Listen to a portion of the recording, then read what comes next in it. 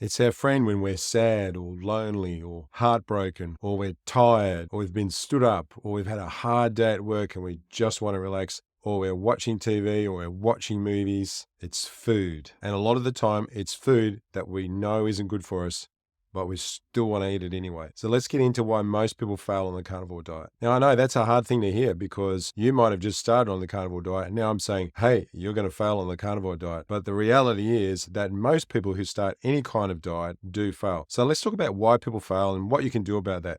And I'm just going to speak from my own personal experience, right? I'm not a medical doctor. I'm not a dietitian. I'm just someone who has taken on this way of eating. I've experienced a lot of benefits for myself, and I've also had some points along the way where it was pretty easy to fall off the wagon and go back to the way I used to eat before. And some of those things were more difficult than others. And number one, which I really don't hear very many people talk about, is that you have a relationship with food. And like I mentioned at the beginning, food is often our friend. And I didn't realize how much I used to use food as an emotional crutch. So when I'd get to the end of the day where I've been working hard and I've really had enough doing work for clients and I just wanted to relax and watch something on Netflix, I'd go to the supermarket and buy a little tub of ice cream, come home and consume that. And even though I knew that there was a good chance that was not going to go down well, the erythritol might cause me diarrhea, I could justify all those consequences because it was going to make me feel better right now. And that leads into the second reason, which is we have rituals. We have rituals in place around food that don't actually serve us well right now. They might be having some chocolate before you go to bed. They might be having toast with stacks of jam for breakfast. They might be every time you go to a restaurant, the desserts are so good that you want to make sure you really get your money's worth, so you're going to have 3 servings of dessert. They might be when you go to a family birthday party that the cake is so good, so you're going to have 2 or 3 slices of it instead of just 1 or half of one. These are all rituals and ways of eating that you might have had for a very, very long time. And for you to alter those is not going to be an easy task. So step 1 is to recognize when you have these rituals. Step 2 is to recognize when they don't actually work for you and they don't work for your health in the long term. And step 3 is to try to create some new rituals around those things. So let's use the birthday cake situation. If I went to a family gathering and there was a birthday and my mother-in-law, who makes the most amazing cakes, had cooked a cake, or probably 2 cakes, then I would have 1 slice and then I'd probably have a second and more than likely have a third because it was so good. And I could just see the joy on my mother-in-law's face when she saw people eating her food, right? The food that she'd cooked. And that for me is a very powerful motivator. Like, I really like to please other people. Now, that wasn't the only thing. It was like, it tasted so good. I just wanted some more. I wanted to feel that food in my stomach, and I don't really even know why now. The third reason is that your friends and family don't understand the carnivore way of eating. So they think that you're going to die of a heart attack, or they think that you're going to get scurvy, or they think that you're going to ruin your health, or something along those lines. And people will show their disagreement in different ways. They might just give you a weird look like, what? Or they might make fun of you in public situations, or they're just simply actively opposed to it. So what do you do in that situation? I think the first thing is you've really got to understand yourself why it is that you are starting this. It has to be a sufficiently strong enough why for you to meet some opposition if you come across that. So in my situation, it was all about better health. And many of you have seen the video that Dr. Peterson did on the Joe Rogan podcast where he talked about all the improvements in his health. Like his depression had gone, his rosacea had gone, he was sleeping better, he cured his gum disease. So it was just a litany of different health problems that he'd resolved. He was so much sharper and he lost a ton of body weight and he looks vital, right? He looks like a vital human being. I was like, man, I want some of that. Give me some of that. All right, so I'm going to do this because I want some of that. It wasn't so much about that I wanted to get away from something. I just wanted the vitality and the health that he obviously had. And in order for me to do that, I had to more or less go my own way. And that leads me into reason number 4. You might be the only one in your household that wants to eat this way. And nobody else is actually interested in changing what they're eating at this point in time.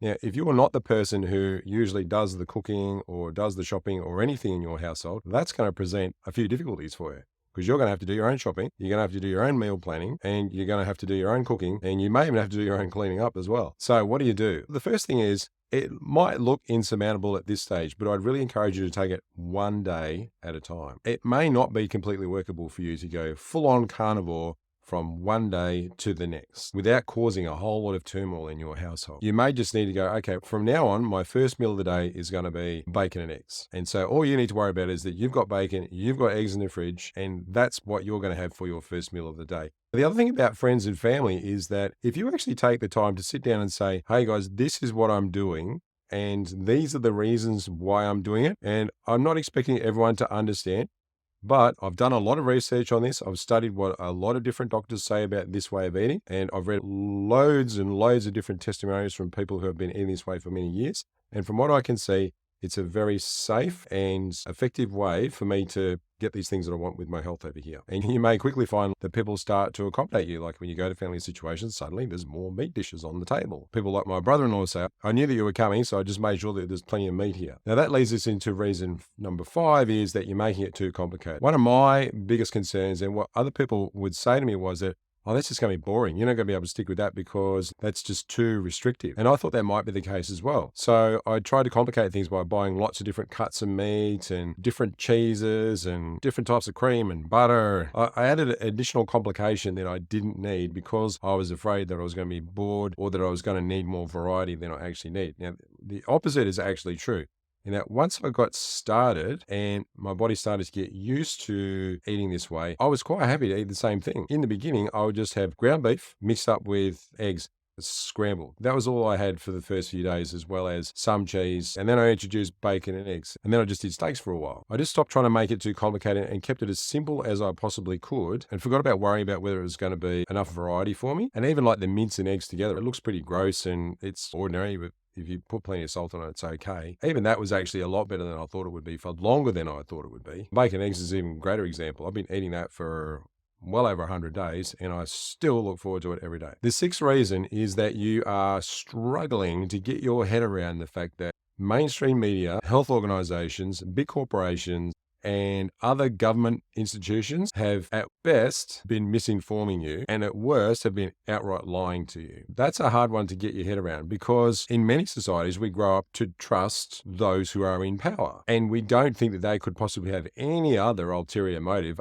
other than the best interest of the citizens. Well, you just need to wake up. There are a lot of other things at play here that can inform why corporations, organizations, governments, etc., would misinform or lie to you about what's healthy to eat and what you should put into your body. Profit and then greed goes with that. Some of it's just out and out apathy.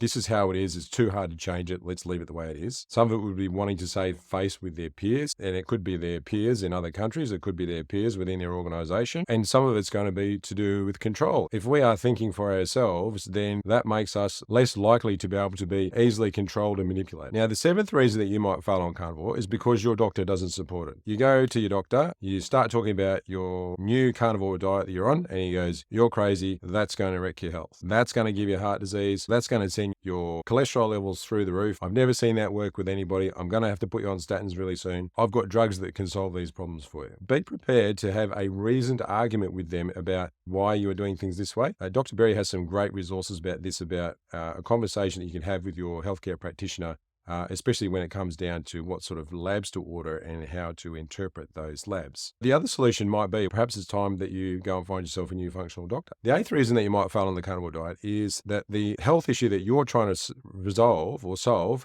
isn't happening fast enough for you. So maybe you have gout or rosacea, or you've got irritable bowel syndrome, or you've got carpal tunnel syndrome, or dry skin, or puffy eyes, or you name it. If that is not being resolved quickly enough for you, you might think there's no point continue on. I may as well just go back to what I was doing before. Some of the health issues that you have likely taken you many years to get to the point of where they are. So to expect some of those things to disappear way more quickly than you develop the condition in the first place might be a bit premature. We live in this society where we want everything instantly. We can order DoorDash and it can be there in 15 minutes. Go through, drive through, we can get it within 2 minutes. We can order from Amazon, we can get it that night or the next day. And we've forgotten how to be patient. Give your body some time to heal. Take notice of the things that have improved and don't worry about the things that haven't improved. If you stick with it, you'll come up with different ways of adapting what you're doing. And over time, as you get used to this way of eating and you accumulate more knowledge, and you meet other people who are doing the same thing and have similar problems to you that they've overcome, and you start forming a community around you, you'll figure out different ways that you can tackle things. And maybe you might need to eliminate dairy. Maybe you might need to increase your fat intake. Maybe you're not actually eating enough. Maybe you just need to give your body more time to heal. The ninth reason that you'll quit carnivore is because you haven't lost weight fast enough, or your weight loss is stalled, or you've gained weight. There's a few reasons why this might happen. Now, I gained weight when I started because I was getting way more protein into my body, and so I found that I added on lean muscle mass quite quickly in the first couple of months. Some people report that when they're not eating enough calories, they actually put on weight, which might seem a little bit counterintuitive, and then when they increase the amount of calories that they're eating, they started to lose weight again. Some people were just simply malnourished. If you're a person who has been constantly counting calories, restricting calories, using a lot of processed foods, then you might not have been getting enough nutrition. And when you start adding a lot more meat into your diet, suddenly the amount of nutrition that your body is getting has increased, and everything works so much better. Your blood volume increases. You start adding on lean muscle tissue. All of those things contribute to your weight actually going up rather than going down. The 10th reason is that you're just not feeling great. You're 2 weeks in and you feel like you've caught a cold, you've got the flu, you're just like blah. You might be going through some sort of withdrawal. So if you've been using food as an emotional crutch, sweet food, processed carbohydrates, ice creams, etc., they've been your go-to when you're not feeling great. You're now without those things. So what do you lean on?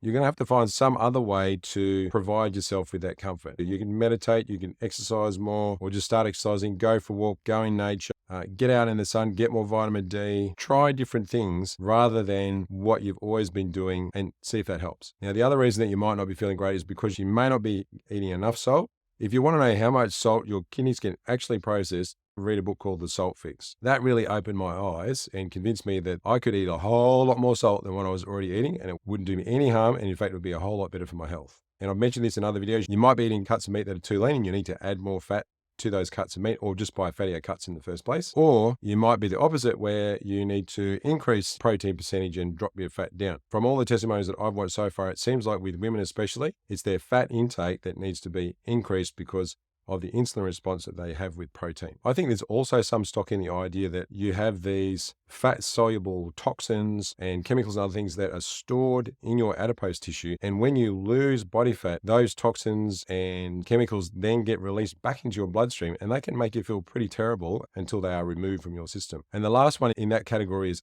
oxalate dumping. I've not done very much research on this, and I don't know if it's actually a thing, but there are oxalates present in many different kinds of fruits and vegetables, and really high quantities in some. People that have loads of spinach smoothies, their body might be holding a lot of oxalates, and there's this dumping process that occurs when you stop eating that kind of food, and that can make you feel unwell. At least that's the theory. Number 11 is the cravings. This is something that I had to deal with. I thought that I was pretty good. Like, I didn't eat much sweet food, except for I used to want to have this ice cream after work every day. Or I would justify having sweet things by using artificial sweeteners a lot. So erythritol and stevia, and basically anything that wasn't sugar. When I started on the carnivore, I thought that I could hack this by just getting rid of anything that had a lot of sugar in it, switching to ice creams that have erythritol in them instead of sugar, only drinking soft drinks or sodas that have got artificial sweeteners in them. The problem is the cravings did not go away. And even though there wasn't any calories associated with the sweeteners that I was using, it still triggered something up there in my brain.